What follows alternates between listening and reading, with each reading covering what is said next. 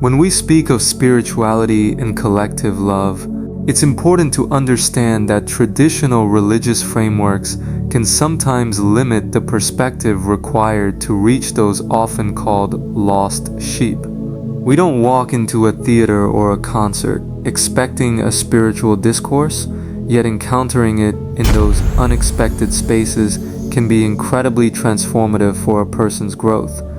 We must understand that no single religion can reach every corner of the world. There are those who are opposed, rebellious, or resentful, people who are actively closed off to traditional messaging. In these instances, religious institutions often lose sight of how powerful an individual's uniqueness can be in inspiring others in their own way. A lost sheep's path will not always follow a roadmap you try to force upon them. God can use our unique traits to inspire belief in ways we wouldn't expect. Too often we get caught up in traditions and rigid rules, pretending we can fully comprehend the mind of a God.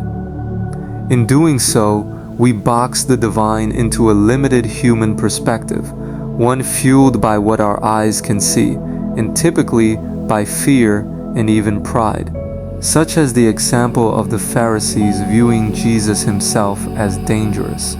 God can have an unexpected roadmap for a lost sheep's salvation, and it's not something you will always understand, but indeed can easily fear and misinterpret. So you then judge with your eyes and even condemn them to hell, making it worse. The most vital objective for this lost sheep demographic is to inspire them towards a shared goal. They don't need to agree with you or have every complex question about God answered to recognize the value of the core message. Becoming a vessel of love helps the world, and that inspires faith. Talk is talk and verses are verses, but action is action. A single loving act speaks louder to a skeptic than any sermon they've already decided to ignore or have heard multiple times before. Reaching this demographic can be more than just spiritual. It's also psychological and can require specialized communication abilities. It also requires an understanding of different teaching styles and the ability to adapt to atmospheres that may be hostile to specific religious vocabulary. God's message can be endorsed through obvious means, or it can be hidden in plain sight. To awaken people from their social programming, we have to find ways around the filters of the ego. We must recognize that superficial presentation doesn't dictate reality.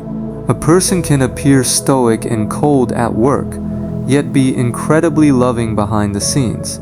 If you cannot be everywhere at once and control every outcome, learn to see the value of a positive spiritual example in a different environment regardless of labeling. This can still help people lean towards the right destination, which is a big accomplishment. Love can inspire faith by itself. It doesn't always need to be faith that inspires love. Do not let your eyes deceive you. While failure and sin may seem preventable, they are not. At a micro level, the impact of our daily choices goes far beyond what we can see, and we often choose to ignore pain rather than soothe it as a priority. The ultimate goal is not perfection, but that love should cover a multitude of your sins, many of which you can't even perceive, but God does, as He is the only perfect judge. Let your love bucket become so full that at the end of your journey, you leave a legacy of love behind. This is a far more productive and motivational focus than a pure obsession with the failures of the ego, as that often creates a toxic spiritual competition type of environment, which can be pointless given that children are the greatest in the kingdom of heaven. Remember that humans look at the outward appearance, but the Lord looks at the heart. I hope this helps. If it did, allow me to help you further by subscribing. Much love and take care.